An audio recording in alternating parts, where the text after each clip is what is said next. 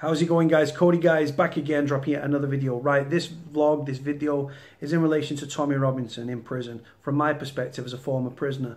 Now, is Tommy in general population? Is he in the segregation unit on protection? Is he on the VP wing on protection? Is he running as an OP? Or is he, which I'll explain shortly, or is he by becoming a DNU?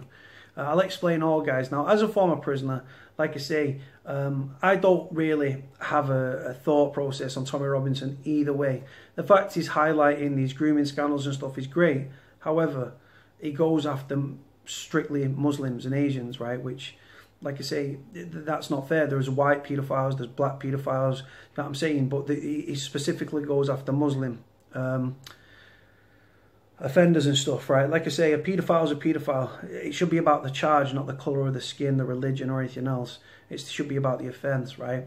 Now, that's my thought process on the whole thing. Now, Tommy Robinson being in prison, right? It's obviously the government, the police, and the Crown Prosecution Service have obviously wanted him off the streets. He was already on a suspended sentence for contempt of court. He got done for contempt of court again. Very, very weak and vague and just bullshit charge, to be honest with you. But they've hustled him into prison, fast-tracked it, he pleaded guilty, bam, he's in prison. He's in HMP Hull. Now, like I say, when he gets to the prison, right, he's got options. Does he go on to protection? Does he go on to the VP wing? For those that don't know, VP wing is vulnerable prisoners. Vulnerable in the sense that they'll be attacked. Normally, it's for the nature of their offences, but the VP wing doesn't just house rapists and paedophiles and kiddie fiddlers. You can, like I say, it just simply doesn't. But the main crux of them are rapists, kiddie fiddlers, and everything else.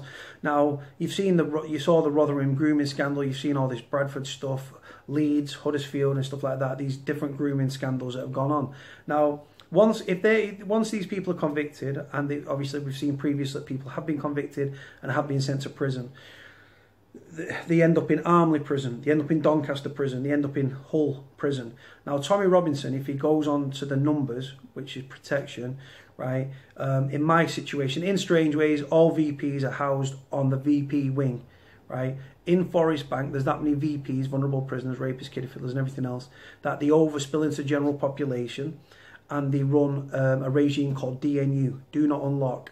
And it's similar to Basic, right? For those that don't know, Basic people spend 23 hours a day locked up, get out for half an hour in the morning and half an hour in the evening when everyone else is locked up. And it's the same with these like OPs, own protection are people that have been in debt and stuff like that, or fear for the safety in prison, and they go on own protection because they're in fear of reprisals and attacks and stuff.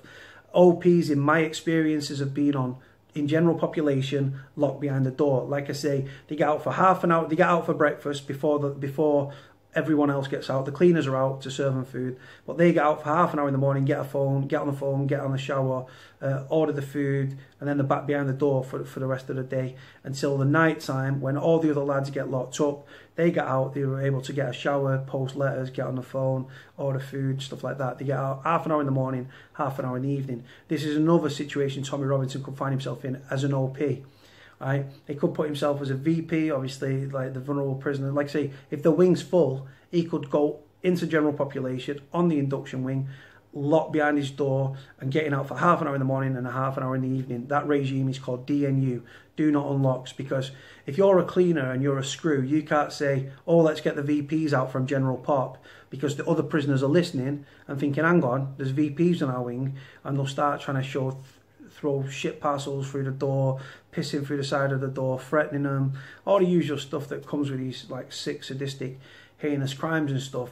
Now, like I say, it could be in the segregation unit. The segregation unit is probably most applicable because he's safe down there. But the thing is, what I've seen with Tommy, I don't know Tommy, guys. Like, the fact he used to be a football hooligan, he strikes me as a very, very ballsy, confrontational, don't back down sort of mentality. I saw him being attacked by some anti-fascists and stuff outside of McDonald's.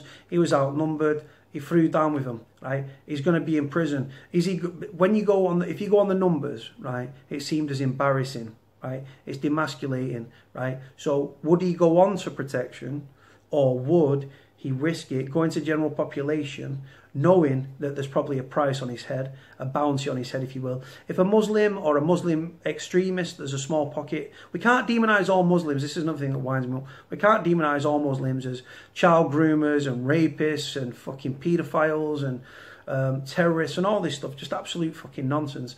I know some great, fantastic Muslims, very strict, very polite, very courteous, big hearts, nice people. For the most part, Muslims, they live in their own communities, they in segregated communities and stuff, because simply put, our way of life is against most of the things that Islam stands for. The way that drinking, obviously drugs, dressing a certain way. Now, obviously, there are Muslims that sell drugs and everything else, been in prison with these people, but like I say, it's against everything that that Islam teaches and stuff, and the Quran as a whole. Now, like I say, this is the thing. Tommy's going to find himself in a situation where he's going to have a bullseye painted on his chest and stuff, simply because of who he is, what he stands for. You've got to think that Tommy Robinson, right, obviously, like talking about the Quran and stuff like that, and slagging off Prophet Muhammad, peace be upon him, which is a big thing in the Islamic world and stuff. Prophet Muhammad was the last prophet. He's held in such high regard, and Tommy Robinson slagging him off, saying that he thinks it's like they can have sex with like children and all this stuff in the Quran. And like I say, it's demonizing Muslims and what they stand for and stuff, and ridiculing their religion and their holy book and stuff.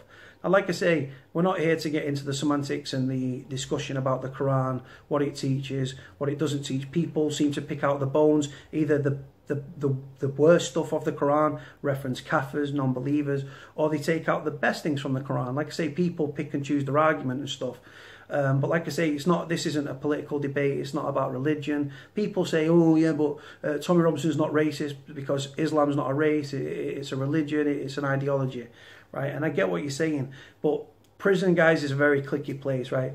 If you're in a Manchester prison and you're a Scouser, Scousers run together. If you're from Leeds, Yorkshire people run together. Same with Geordies. You run with your own. So what I'm saying, when it comes to prison, Muslims will run with Muslims. They might speak to other prisoners of different religions and different races, but when it comes down to brass tacks, Muslims stick with Muslims inmates. I've seen that firsthand, both in Strangeways and in Forest Bank. They go mosque together, they read namaz, they read Jummah, the Friday prayer, they socialise together, they talk together, they read prayers together. It's as simple as that. So Tommy's in a very, very dangerous position. Now, like I say, I genuinely feel, without knowing Tommy Robinson, that the fact he is confrontational, the fact that he used to be a footballer league, and so one would assume that he can handle himself, that he wouldn't go on to protection, and he'd actually run the gauntlet and risk his life by going into the general population. Any Muslim that takes exception to what Tommy Robinson preaches about and the way that he goes on about Islam and these Muslim grooming gangs and stuff, it's going to get Muslims back. So now, like I said, you've got liberals, you've got moderates, and you've got very, very strict Muslims and stuff within the prison system. You've got a lot of radicalisation is a problem within prisons as well. Now, like I say, if somebody gets at Tommy Robinson or manages to kill him or attack him or something, they're going to make a name for themselves. And within the Muslim prisoners up and down the country and stuff, and probably wider Muslims, any attack on Tommy Robinson or an attempt on his life or even taking his life, which prisons are very lawless, very violent and very volatile places, guys. Very violent environment. You become part of like a vortex and stuff, and you've got a lot of anger and frustration in the prison system, and the racial hatred and the racial tension in whole prison, if he is in general population, will be absolutely immense. Now, me personally, I think he'll be in a segregation unit, because like I say, if he's on the VP wing, he could have covered trials of any Muslims that have been convicted previous, or paedophiles in general, covered their case, specifically Muslims, and he could end up on a VP wing with these, like I say, rapists, child murderers, paedophiles and stuff like that. Again, could be dangerous for Tommy. Segregation unit would be safer, but is Tommy Robinson going to go on protection? Is he going to go on the numbers? Now, I personally don't. Everything I've seen of Tommy is quite confrontational. He takes it to people. I can't see him hiding with his tail between his legs, sat in a segregation unit. I hope he is, because honestly, no one should die in prison because of their thoughts, because of what they project and something. Unless you're a child murderer or something like that, those people deserve to be attacked, and that's why they're housed on their own wing for the most part. There's a guy that was in for child murder, thought he was a big man, thought he was an hard man, from Wakefield, went into Armley prison in general population. What happens to child murderers, guys in prison? They die, paid with his life.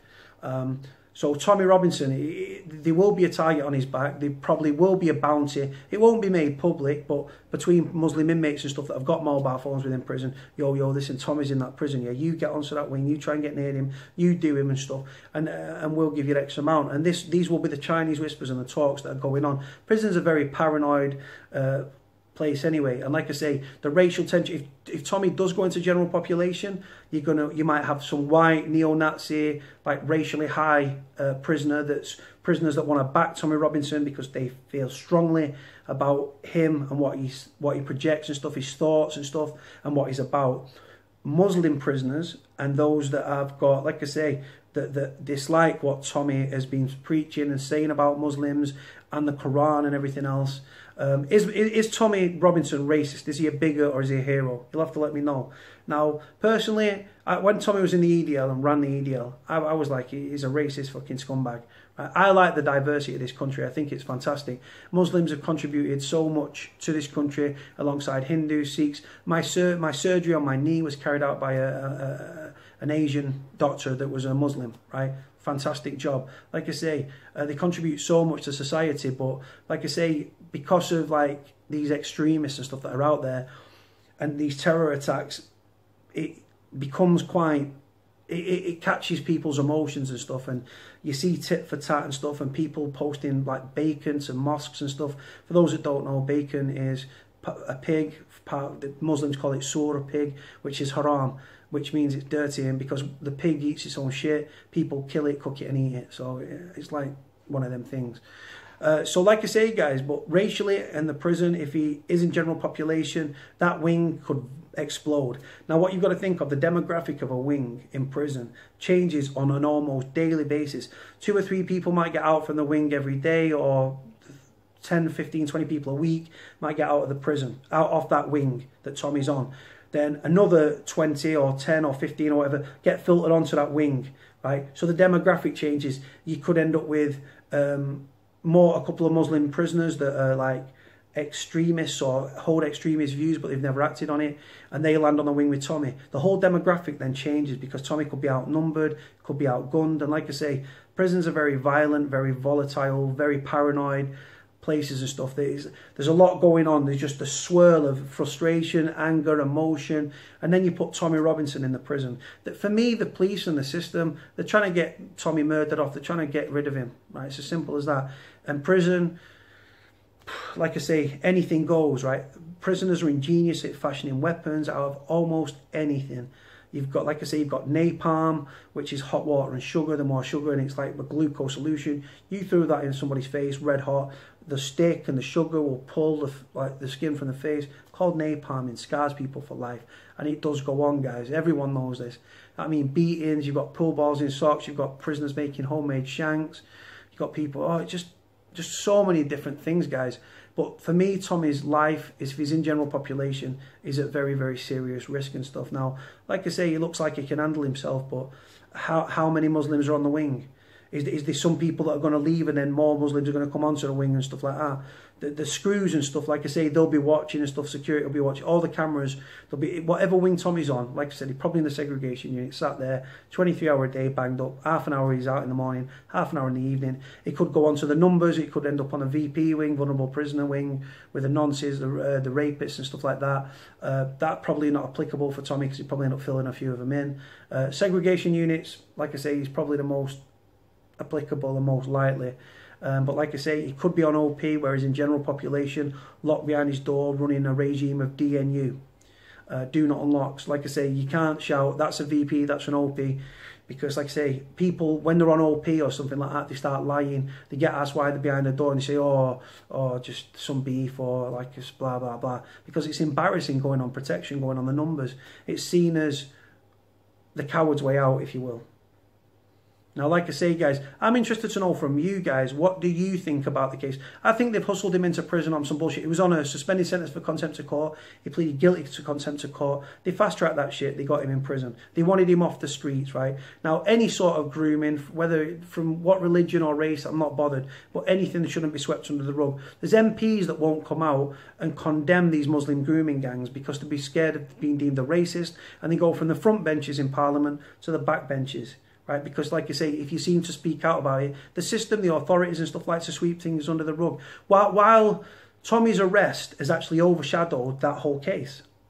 Now, like I say, Tommy was quite careful the way that he worded it. He said alleged rapist, and he gave out the names and the street names of these people. But that was already public information. Now, like I say, I'm not sticking up for Tommy Robinson. Absolutely not.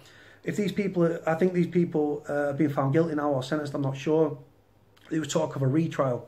But you'll have to let me know, guys. Like I say, I'm no expert on Tommy Robinson. I don't claim to be an expert on Tommy Robinson. But I'm interested to know from you guys, what do you think? What do you make of Tommy as a person? I'm sort of making it relevant to the prison situation because, truth be told, there'll be a target on his head, and anyone that gets to Tommy and kills him or attacks him would be held in high regard amongst Muslims and extremists that hold radical views. It's as simple as that, guys. If you disagree, do you agree? Do you disagree? Like I say, there's a lot of... It's a very subjective matter, and I love that. Like I say, I'm no expert on anything, just an expert in my own life.